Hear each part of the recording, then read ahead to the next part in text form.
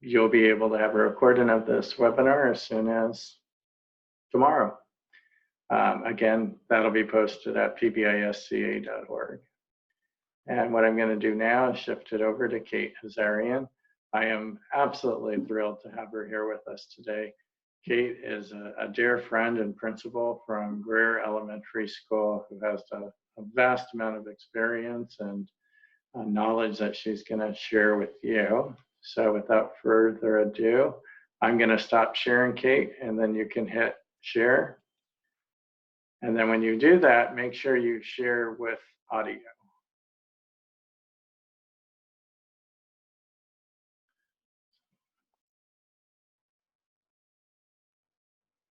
Okay, we'll hope that this works out. Keeping our fingers crossed. There you go. So far, so good. And thanks to Liz for all your help too in getting things set up. Much appreciated.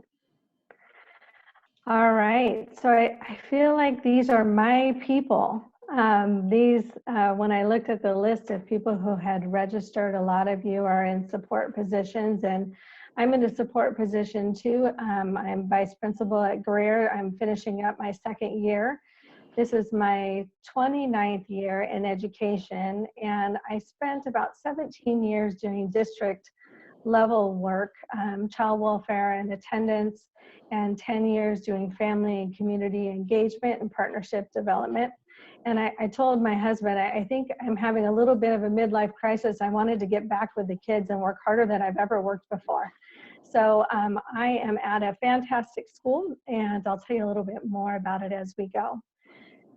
All right, so our goals for today. We have been talking a lot about how to take care of the kids, of course, during this time, and that is super important. But part of my heart is really taking care of the people who take care of our kids. So that's our teachers and our parents, grandparents, foster parents, the people who are with our kids 24/7. And wanted to share some ideas about what we're doing here at Greer and see if that helps. And I'm hoping that this could be really interactive as much as a webinar can be interactive, because I'd like to hear your ideas too about what you are doing out there. All right, so let me just tell you a little bit about Greer. We have about 550 kindergarten through 5th grade students. We're located here in Sacramento County. You'll see that tractor in the back. We just finished up a full rebuild of our school, one wing at a time. That took about 18 months. So our kids were very, very patient with a lot of construction going on. And we are fortunate that finished up around mid-year. We are a Title I school, PBIS obviously. About 35% of our students are English learners. Our Spanish is our first, second language, but Farsi, Arabic, and then Russian are other major languages. And we have a community school focus. I'm the only vice principal in the district that's a social worker. And I bring to the table a different focus about how we connect with kids around their behaviors and social skills and how we build connections. So we really do focus on bringing the community into our school as much as possible. And I have to say, after 29 years of being in this field, I kind of thought I had seen it all. And then we hit the pandemic. And I am sure I'm not the only one out there who, when you think back to what you were hearing on the news back in January about something going on in China, it probably wasn't front of mind about something that was going to impact us here in California or our whole world. So it was really a rapid timeline, and schools are tradition-based organizations. So to have such a quick change was definitely kind of a Tower of Terror moment, I think, in education, how we are figuring it all out. But for our school, we announced closure on March 13th, Friday the 13th. And so we are starting week 9 of closure and week 4, I had to think for a second, week 4 of distance learning. And I'm part of San Juan Unified. We have 64 schools and 40,000 kids. And so our middle schools and high schools, they started a little bit before us. And it was just amazing to me that we could close on a Friday, and on Monday, we were giving meals to families. We were getting school supplies in the hands of kids. We were starting to figure out how to get technology in the hands of kids. Our district has actually given out 23,000 Chromebooks to students in our district. So it's been a real effort, and we so appreciate the support from our district office. So you all have registered for this on a Monday afternoon where you might be able to go take a walk with your dog right now, but you're here instead, and there must be a why. So I'd like you to just think for a second about why you are interested in the topic of taking care of our families and taking care of our teachers. And if you would just write down somewhere nearby you and the names of a few people that you're just worried about right now, people that maybe are keeping you up at night because you're concerned. So I'm just going to give you a second to just write down a few of those names.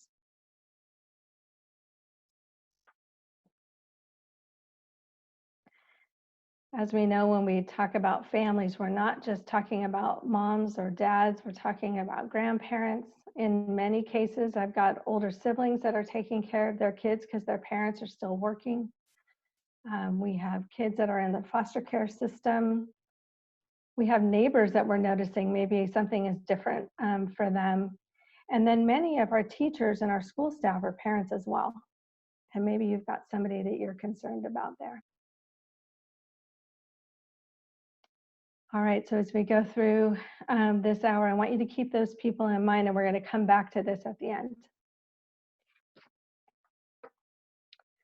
All right, so we're going to use a little bit of the chat box right now as we think about the impact of this crisis on caregivers, so families, school staff, maybe even yourselves.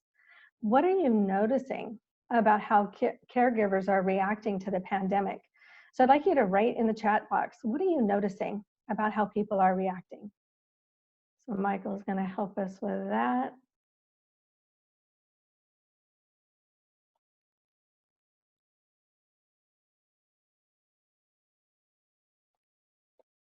Hopefully we're getting some entries. What are you noticing? Lots of entries coming in: fear, stress, anxiety, frustration, worry about our kids who we teach,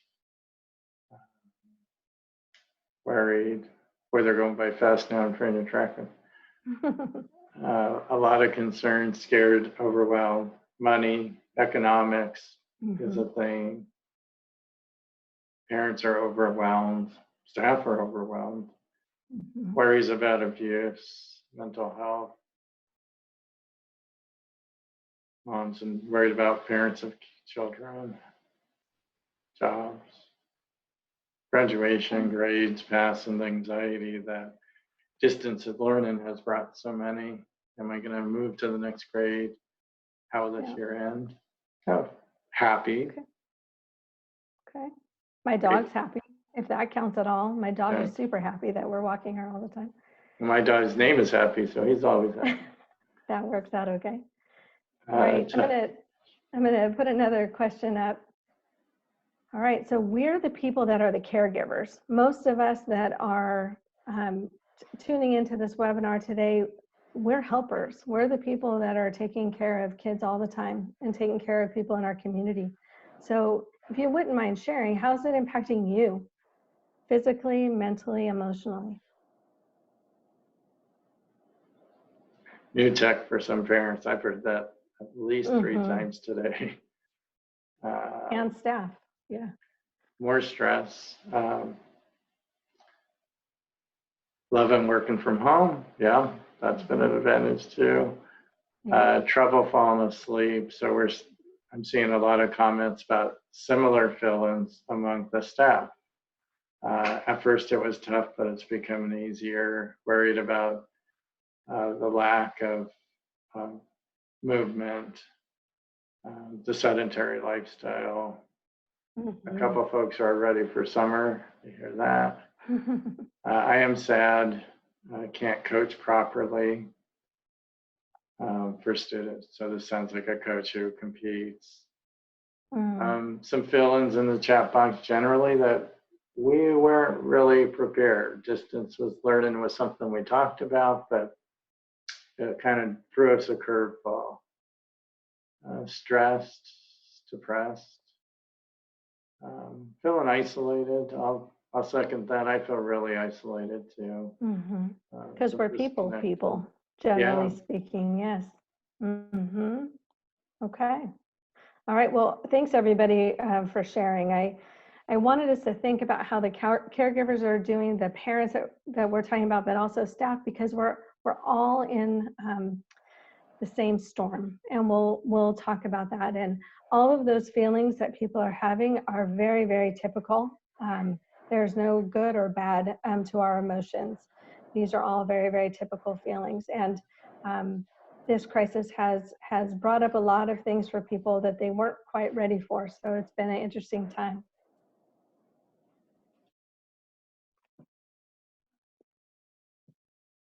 Okay, so let's talk about Maslow's hierarchy of needs. If you've been out of college for a little while, you maybe haven't studied about this a lot recently, but you'll see right in the middle, love and belonging are right there. And part of what we're really struggling with for my school, we had shortened days the week of closure for parent conferences. And we got the word at 10 a.m. that we were going into closure, and our kids were out of school at 11:30. So our normal processes and routines for shutting things down, for saying goodbye to our kids before a vacation even, we were not able to do any of those things. And it was traumatic for the adults, probably more than the kids. A lot of concern. Relationships are a very basic part of who we are as human beings, and it's important that we recognize that it's okay to feel whatever we are feeling right now. For some people, that feeling of loneliness and loss was a really strong feeling at the first month or so of this. I know I struggled with sleeping, and I was used to getting 10,000 steps a day in at school, no problem. And I was on campus from 6:30 a.m. till 5 most days. Coming home and having that more sedentary lifestyle, that was a real struggle for me. And we were really worried about just the basic needs of our kids. We have a number of families who don't have permanent housing. We know that our addresses and our phone number contacts for parents change all the time. And so we were just very concerned with right away, what are we going to do to be in contact with our kids? And I would say too, I talked to a couple of my friends at school, as well as just friends outside of school. Being away from the chaos of school, the busyness of school, for some people, and especially the introverts out there, it was a real relief. There was like a sigh of relief that that during this time when there was so much scary news happening, that they could be at home and with their families. And so I just want to say there's no wrong emotions. Emotions are emotions. So feeling whatever we're feeling is absolutely okay. So you've probably heard this term before. We are all in the same storm, but we are in different boats. And so when you look at this graphic and you think about each of those boats representing somebody different, or a different life experience, a different family experience.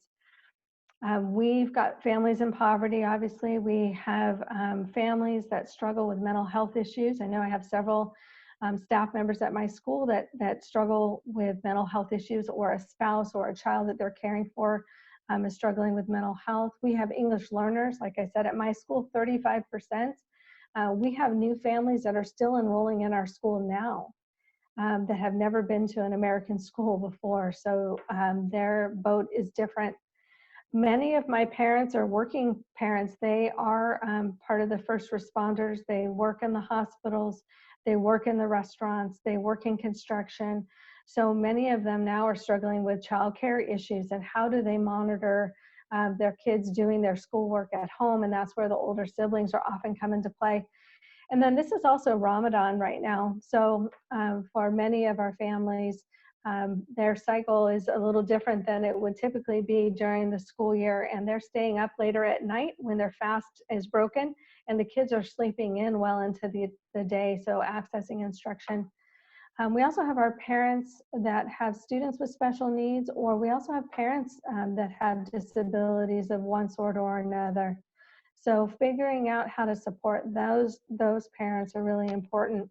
And if I have forgotten any votes, please add them to the chat and Mike will jump in. But just recognizing we don't all have the same experience. And as we work with families and with our staff, coming at it with a sense of humility and a sense of just curiosity about what families are going through is very helpful. Mike, let me know if any other boats pop up there in the chat. Will So I do. think our first focus really was, are the kids going to be okay? And here's a picture of DJ Mike, who comes out to our school every Friday, and we do dancing as a school during lunchtime. And he was reading to some of our first graders, and we were all very concerned about the kids. This was a jump off the deep end into digital learning at the elementary level. Digital learning was not as common as it is in our middle schools and our high schools. And we had to do a rapid turnaround and make sure our staff all had dependable access to internet and technology, because not all of them did, that our kids had that access. We are a community school, so we have a lot of partnerships. We have a Black Child Legacy worker that's full-time at our school. We have an African-American therapist that comes to our school 1 to 2 days a week to provide therapeutic services to kids. So we needed to figure out how could she continue to be in contact. So in our community, we have a lot of apartment complexes, and we have something called a neighborhood learning project, where we go out to different apartment complexes once a month to show parents about how to support learning at home. So we already had contacts in many of our apartment complexes, and we right away went out and met with the managers and gave them resources so that they could know how families could get access to internet. We shared with them all the learning at home resources that we had. So we just really wanted to make sure that the families knew, and that the community partners knew that we had not forgotten them. We had not just gone home and shut the doors and learning was done. That learning was going to continue, and we were still there. We have a Facebook page, and that has been a primary way that parents communicate with us quickly about needs that they have. And then we've also given that information to several apartment complexes around us, so that the managers know how to get a hold of us when they know that a family is struggling. All right, so this is a graphic that talks about just change, any sort of change. Certainly not even just related to the rapid change that we've gone through. And I think many of us have been on this roller coaster. I know for myself, I had a ton of denial at first. I thought, there is no way, 29 years, I've never seen anything like this. There is no way we are going to be closed until June 9th. How in the world can our community function without the school? So I was really holding on to the first date that our superintendent said we'd be returning, which is that Monday after break, spring break. And so I was really holding on to that. And when it was announced that we would be staying closed for the remainder of the year, I really struggled with a lot of sadness. I was missing my colleagues. I was missing my students, my kids. I wasn't really sure how to shift my role to be able to help take care of them. So I'm curious, and you can add this into the chat. So you've probably been in different places. This is not just a one-way roller coaster. It comes back and it comes forth. Sometimes we get stuck in that low spot for a while. But I'm wondering if you can add into the chat. So where are you on this roller coaster today? And Michael, maybe I'll start with you. Where are you on this roller coaster? Oh, today actually started out as a really good day. So I think I ebb and flow, but I think I am getting to decision and integration. But knowing it's not static, and we have good days and bad days. In the chat box, I'm seeing decision all the way to frustration, another decision, super integration, excellent. Feeling positive, some frustration. What I'm noticing is it's welcoming to know that we're not all in the same place, and nor should we be, right? So right. I'm seeing the grace here to be an accepting of others. Yeah, absolutely. Frustration, integration, going back and forth. I hear that, Susanna. Mhm. Would you And I'm agree with sure many of you work on the social emotional competencies as part of your work in schools. And when you think about this and what we're always trying to work with kids, we're really having an opportunity to model this now with the parents that we work with, because they're not as familiar with the strategies through CASEL as we are, but it's something that we have a real opportunity here. And the thing that's different, I think, about this situation than even other kinds of trauma that can happen is that we have taken away a lot of people's normal coping strategies. Um, Going to the gym, heading to the movies, getting together with family or friends. Those things that we would typically do to manage our stress are not our normal go-tos. And then for some people that were struggling with substance abuse issues or other challenges around mental health concerns, they're having to figure out different ways too. So it's a real opportunity to intervene with some of those families and see if we can help them adapt some more functional coping strategies. So what I just want to say about this roller coaster is we're on the roller coaster, our families are on the roller coaster, our kids are on the roller coaster, our staff, and we don't know where everybody is on any given day. So staying curious, staying humble about that can be really helpful. And if we can just normalize for people that feeling scared, feeling depressed, feeling happy, feeling glad to be off the rat race for a while and not having to drive our kids around to a million different activities feels okay. If we can normalize that for people, then we can take away some feelings of guilt or shame, because sometimes people think that they're the only ones that are really feeling this sadness. And if we can normalize this for them, it can be really, really helpful. All right, so we have jumped into distance learning, and what I think we really have to figure out is what is our new success criteria. For me, I'm a pretty data-driven person. I've really tried to bring to Greer, making database decisions when it comes to our interventions. And we've got to think about what is a successful day now. For us, a successful day is having kids access some online learning. It's a phone call that we make to a family and they say that they're doing all right and they're going to get online tomorrow. Having that human contact and keeping that safety net going for our school, for us, feels like success. And as a social worker, sometimes working with the people that come from the academic side of the house, it's been a tough sell on the social emotional side of things and why our interventions are so critical to academic achievement. And this is an opportunity where SEL is front and center, focusing on kids' mental health. The mental health of our staff, the mental health of our families is primary now. And so this is a great opportunity for us to really sell that integration between the academic work and the social emotional learning. Because truthfully, the people that the kids are going to get the SEL support from are their teachers. So we have to help build them up so that they're ready for this. And we've really tried to encourage with our teachers at the start of every Zoom lesson or a seesaw lesson, just checking in with kids about how they are. Some of our teachers use a scale, a 1 to 5 scale. Some use a thumbs up, midway down. People have different ways of communicating. But the teachers have really been wanting to know, how do I connect with my kids relationally? And that's a fantastic opportunity. I think also, as a social worker, I come from the perspective as always building on families and individual strengths.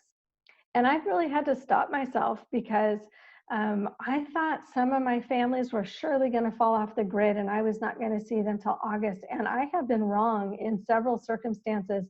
Several of my parents that I thought were going to really struggle with this have jumped in with both feet. And some of that is that they're getting support through unemployment, so they're able to be home with their kids and they're able to understand what their kids are doing as learners for the first time. So it's relieved some stress for them. But I really just want to challenge you, be aware of that narrative that you've got going on in your mind about what's happening in other people's situations, because we really don't know. So again, staying curious is really important. And we've tried to really leverage synchronous. So at the same time, those live Zoom lessons with the asynchronous instruction. And at our school, there's a mix of both of those for every class. I think in our middle schools and high schools, there may be more of the asynchronous, but just being aware that families are all on different schedules right now. And so where it used to be that school is from 8:15 until 2:45, this is where the magic happens. Now the doors are off the schoolhouse, and we have to figure out to meet people where they are. And that's really important. And that means that we're offering them a variety of ways to access instruction. All right. So I've been a part of equity work for a long time in a variety of school districts, small, medium, and large.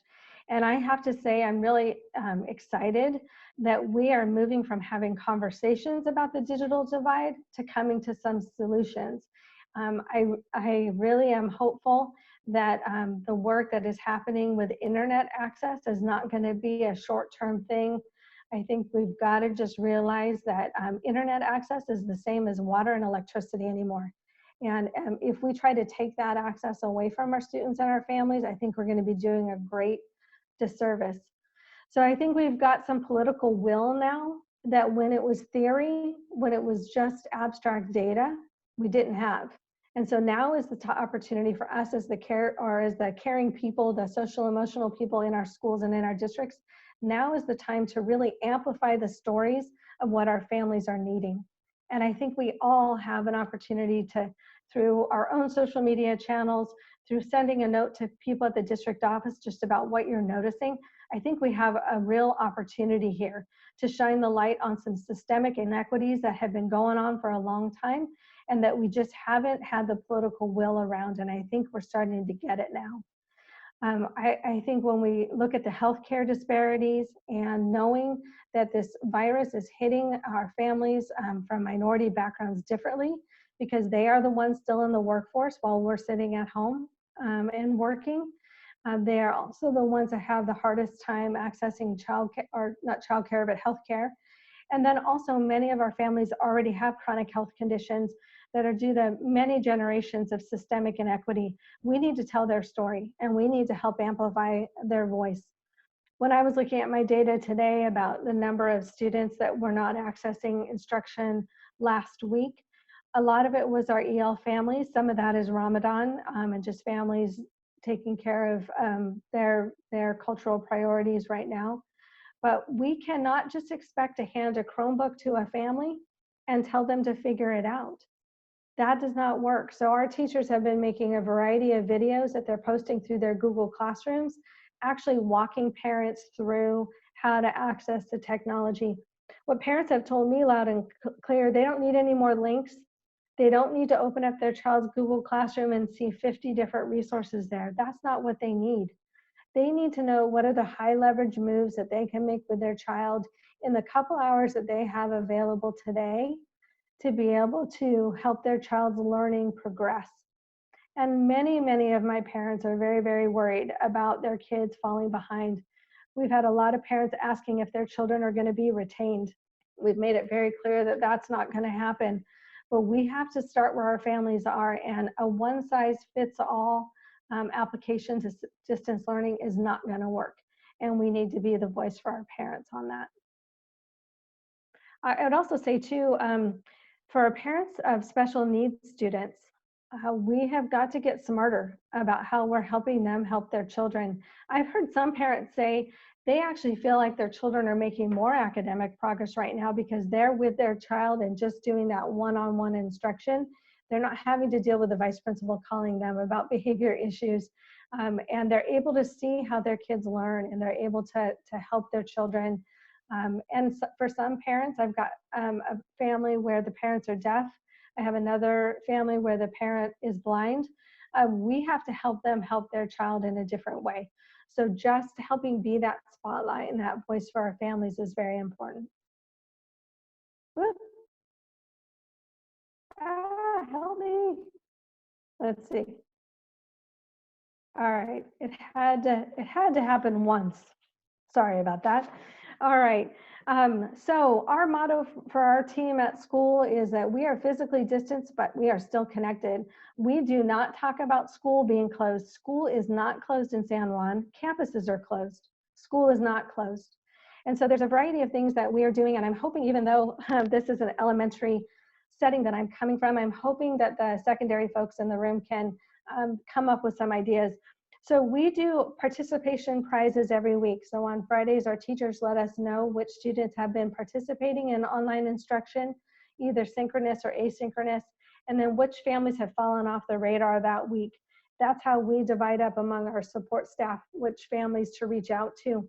But if they win a prize that week, they get a little gift. And so we do door stop drop-offs. We call the family, let them know that we're coming, confirm the address, find out the gate code if needed for the apartments, and then we drop off a few gifts.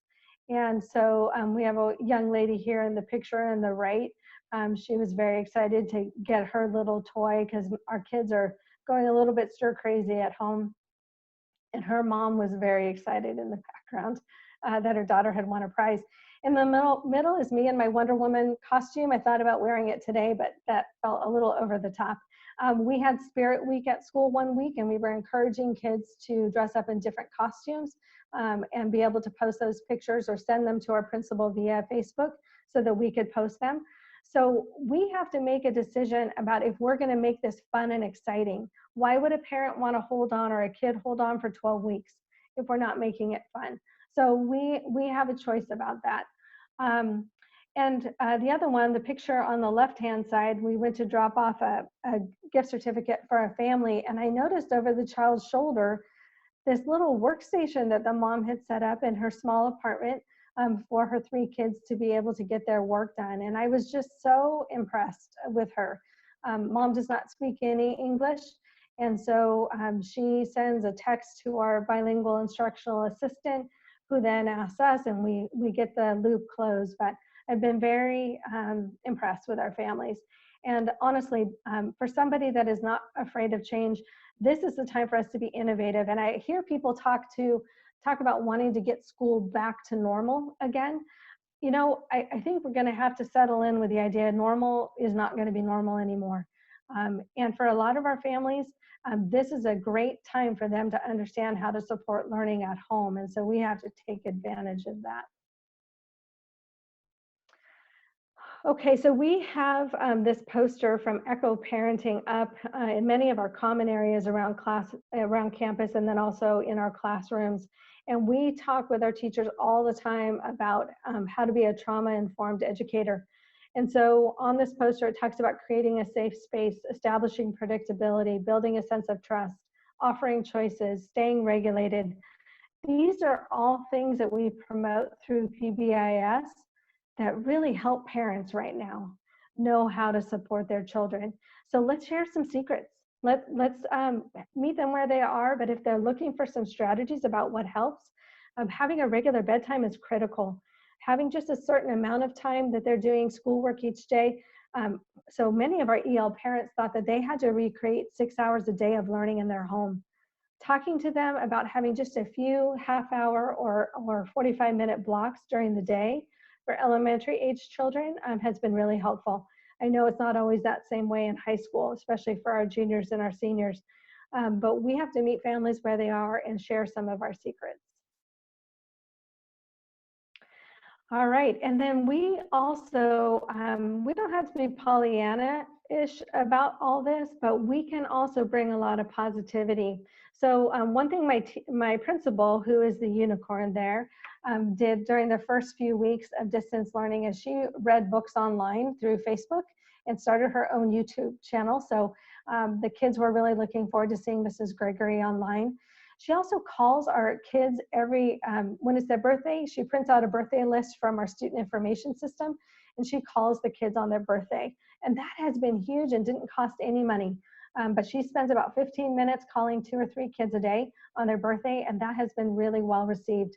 Up in the top middle, we had a staff parade for our families. So we socially distanced along our parking lot as families were coming through to pick up their lunch and breakfast for the next day. They all saw their teachers with their signs and their banners just waving at them. We caught several parents that we hadn't been able to contact because we had a disconnected phone number.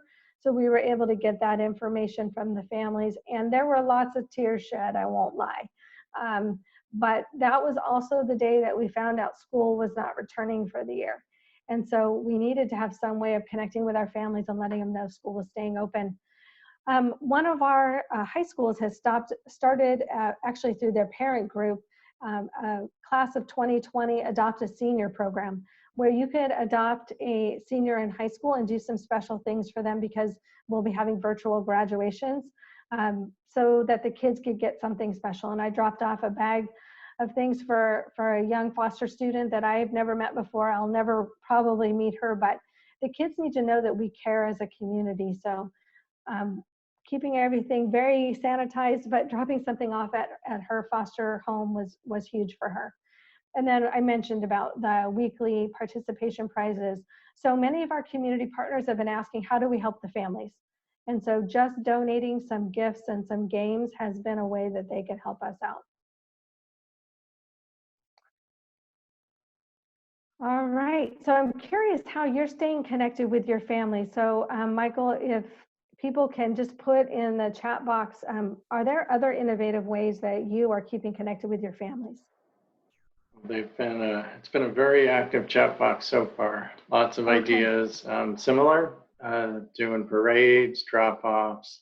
Some districts, depending on your district policy, had different fill-ins about drop-off materials, calls, Zoom meetings, adjusting to the needs, Jolie Sync, Flash Dojo, phone calls, Zoom meetings. So using technology, video chats, FaceTime, Google Meet,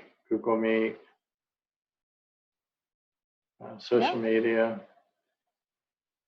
There's a goal to call each student every day, offering video chat. Love it.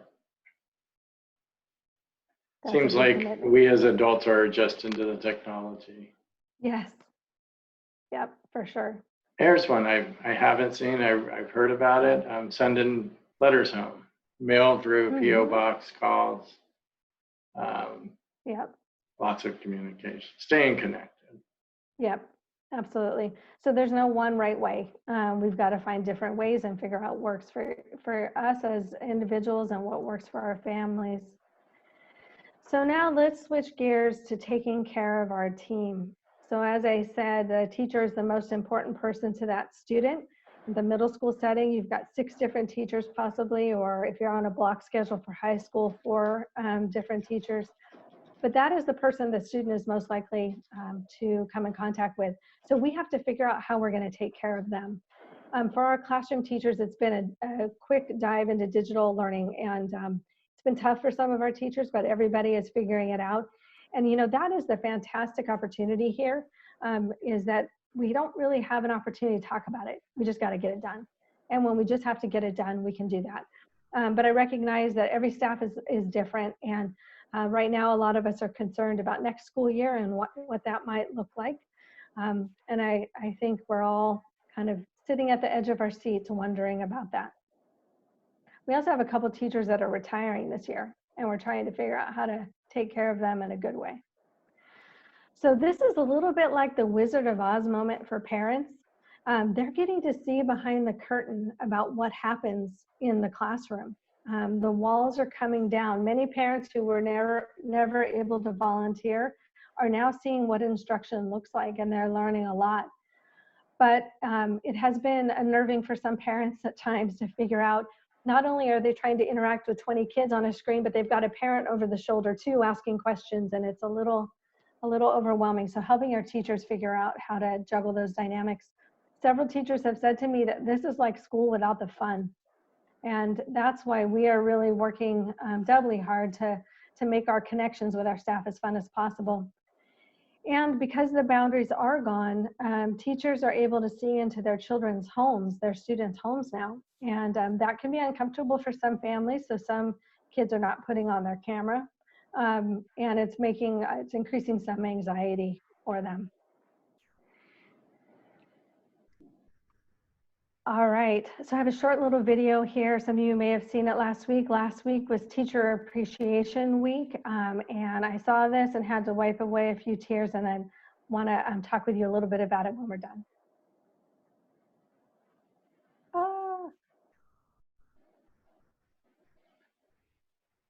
I think the sound is Yeah. muted, Kate.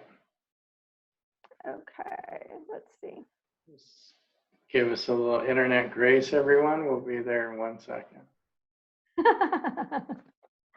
He's taken over. So if you go back to that slide, it should run. If it doesn't run, you'll have to hit share with sound, Kate. Let's see. So go to your share screen, and then you should have share with audio. Is not giving me that option. Okay. Should I? Well, so here's what I can say, because we're going to run out of time. This is a fantastic video from Edutopia that I'd really encourage you to watch, just from the perspective of teachers, about what this whole thing has been like for them. Should I just move on? Yes, and I'll put the link in the chat box, and then when they go to it online, you'll be able to watch the video there. All right. Thanks, guys, for being patient and giving me a little bit of grace. Okay, so some strategies about how we're staying connected with our staff. We had all of our staff at the beginning of the year fill out their emergency information. And so we took that and put it into an Excel sheet. So we've got all their addresses, and my principal and I are sending out 5 letters a week to different staff members. So that's our cafeteria workers, that's our rec aides, that is our bilingual instructional assistants, teachers, everybody. So really trying to blanket people with surprise notes, and people are appreciating it. We're trying to send texts to a few families each day, just to check in and say see how they're doing. They are getting lots of calls from people all the time, and that can be a little overwhelming. So texting has been helpful. We're doing the birthday calls for our teachers too. You'll see here this little wheel that is down here. There's a free program called Wheel Decide that you can download, and we do a spinning wheel during all of our staff meetings where people can win prizes. So they're getting some funding prizes, things that we can send them through their email or stick in the mail, and staff are really liking that. And then this little box over here is we did drop off to all 60 staff members a little bucket for Staff Appreciation Week. It had some practical things in it. It had a whiteboard in it that teachers can use as they're doing their online teaching, but just something from us that they knew that we really cared about them, and people appreciated it. And again, it went to all the classified staff and the certificated staff. And then we meet for a happy hour every Friday at 2:30. It's just a drop in if you feel like it. We play more games. There's lots of fun games out there, Kahoot and scavenger hunts and different things that then the staff can take back to do with their students to keep the learning fun. So we're trying to model that. And then we're really working hard on the 4-to-1 on the positive statement. So just using our PBIS principles of knowing that people need to have a lot of deposits made right now, because we're taking out a lot of energy. So we need to be really positive with our parents and really positive with our staff.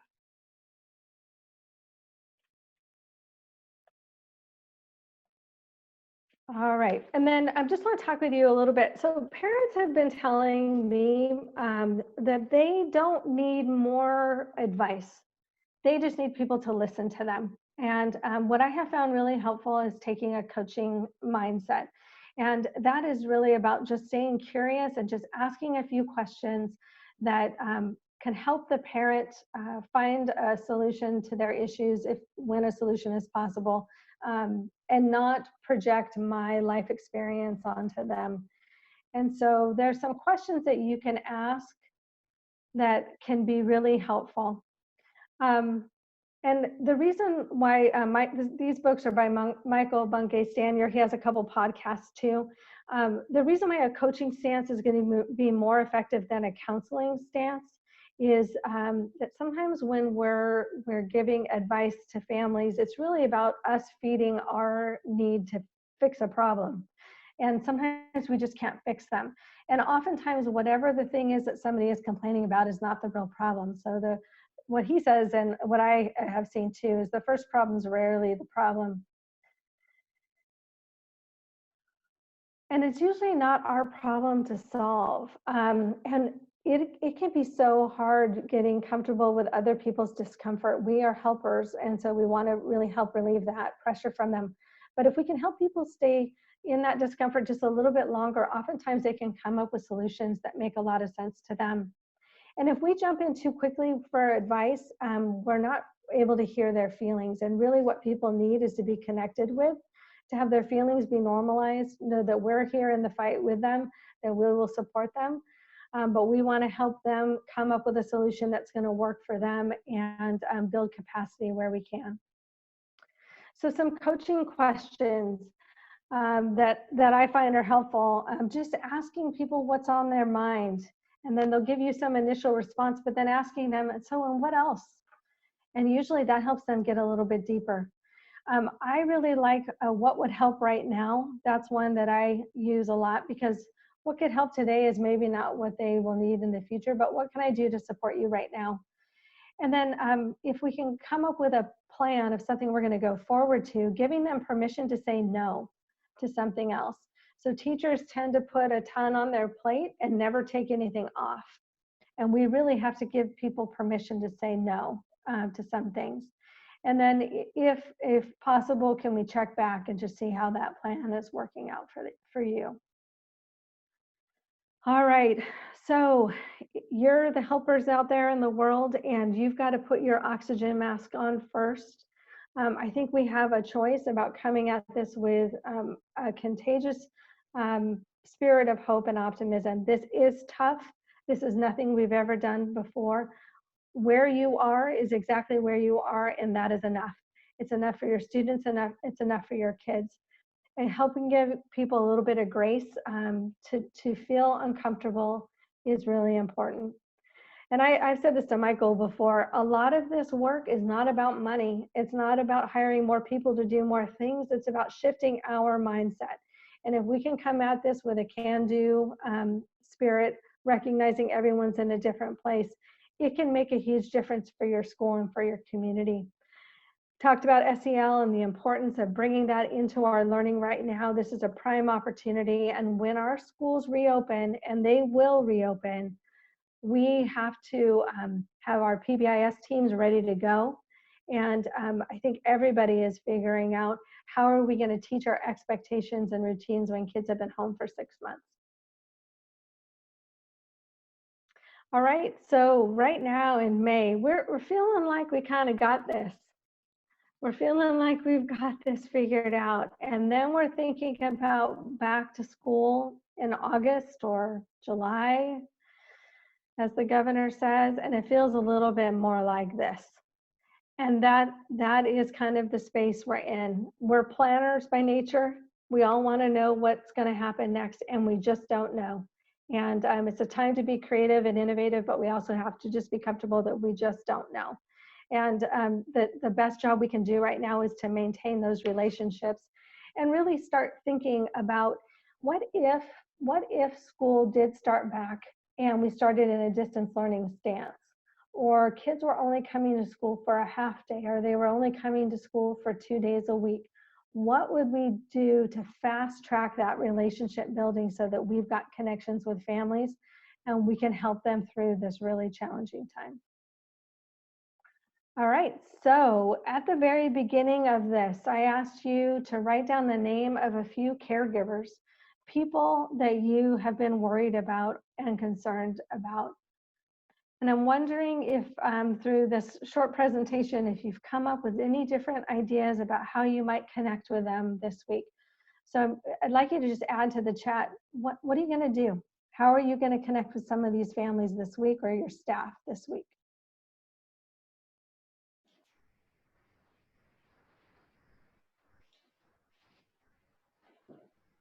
Okay, the chats are coming in.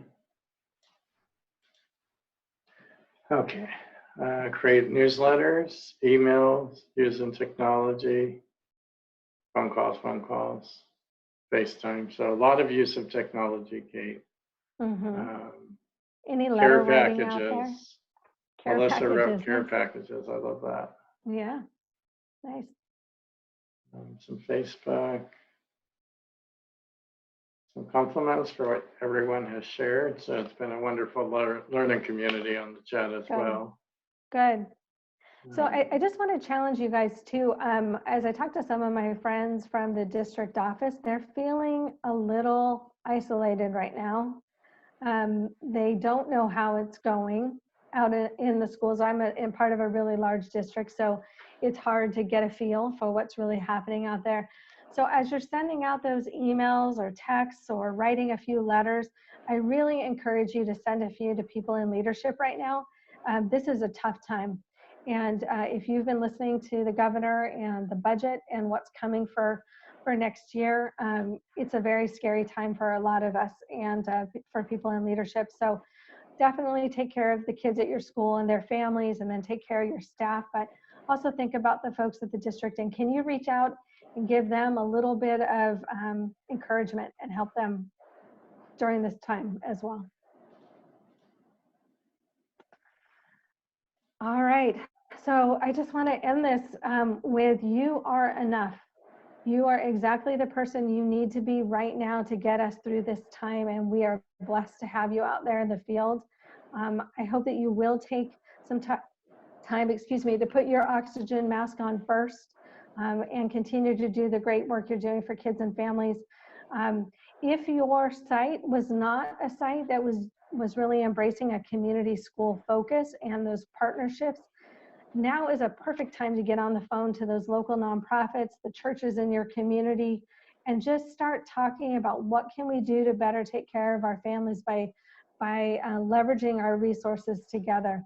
So this is a unique opportunity, and it would be really sad if a year from now, honestly, if our schools looked exactly the same as they did 2 months ago. This is an opportunity to build some partnerships and to do something differently for our kids and keep that spotlight shining on the inequities and make the system work better for our kids. So thank you, Michael, so much. Thank you, Liz, for your help. I'm sad about the video. I felt like we were so close, but hopefully people will watch it. And I believe I did include it in the links that I sent to Liz for the notes. And a flurry of our participants also posted the link. So great, thank you so much. It is definitely up there. As we head out, just some reminders. We posted this last time we presented, but we need to take care of ourselves. You don't need to be on fire to keep others warm. And a big thank you to Kate. Lots of comments in the chat box thanking you for the presentation, that it was uplifting. So a big round of applause for you, Kate. And for those of you who are still here, real quick, take a picture of the screen with your cell phone and go to that tiny URL. We are using your feedback as a coalition to gear up for what we may do in May. The team, the statewide team, is looking at continuing this series, if not every day, at least a few times a week. So please take the survey. It's also posted there in the link and on the PowerPoint. Visit our website to find out more about the PBIS Cares, California PBIS Community Cares. We're not doing a recognition system this year in California, but we're focusing on celebrating the education community for what you all have done. So we've shifted it up a little bit. The recognition will return next year, but we wanted to recognize you for what you're doing as a community. So please visit the website and submit information there about how you're helping your community. So far, we're keeping our fingers crossed that we will have the conference in September. So we haven't been told otherwise yet. We're holding our breaths, but hopefully you will be able to join us at our California conference in September. And then by all means, visit our website so you can see other presentations that have happened and what presentations are coming up. With that, I'm going to go back to the chat box, and once again, stop sharing my screen so I can see everybody. And if those of you are here still, if you can all join me in a big round of applause for Kate. Hey, thank you, Kate. Thanks, everybody. Perfect. Thank you. Keep doing good work out there. Thank you. And be well, everybody. Bye. Bye. Great job, Kate. Oh, thank you.